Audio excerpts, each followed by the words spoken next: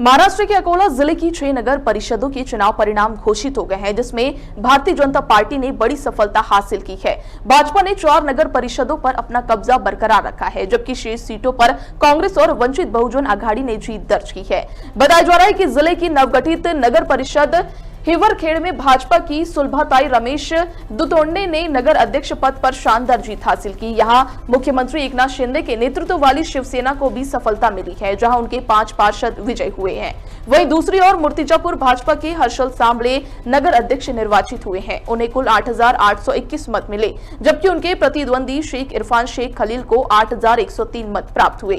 सांबले ने 720 मतों के अंतर से जीत दर्ज की। इसके अलावा अकोट नगर परिषद में भाजपा की मायाताई घुले ने नगर अध्यक्ष पद पर जीत का परचम लहराया।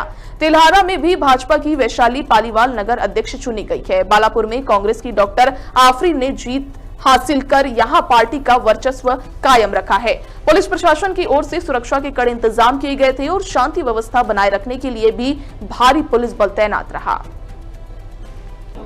मी एक भारतीय जनता पार्टी सामान्य कार्यकर्ता वरिष्ठांनी भारतीय जनता पार्टीच्या वरिष्ठांनी जो माझ्यावर विश्वास दाखवला, माझे मार्गदर्शक मान्य आमदार हरीश पिंपळे यांनी जो माझ्यावर जो विश्वास दाखवला त्यावर मी कटिबद्ध राहील आणि मूर्तिजापूर जनतेने तमाम जनतेने आणि भाजपा कार्यकर्त्यांनी जो माझा विश्वास दाखवला त्यावर मी कटिबद्ध राहील आणि विश्वासाने सांगतो की मूर्तिजापूर नगरपालिका विकासाच्या दृष्टीने मी त्याचा प्रयत्नशील आहे। गजानन महाराजचा आशीर्वाद आणि मतदारांचा आशीर्वाद आणि कार्यकर्त्यांची मेहनत, ज्या सर्वसामान्य कार्यकर्त्यानं एक सर्वसामान्य कार्यकर्ता भारतीय जनता पार्टीनं दिला।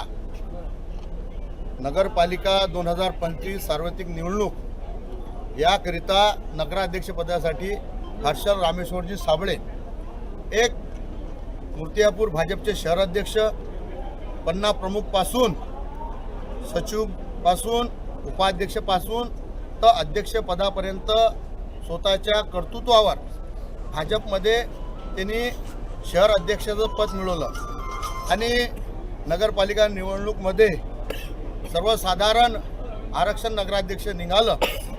त्यावेळेस नगराध्यक्ष पदासाठी हर्षल साबळे यांचं नाव मी सुचवलं।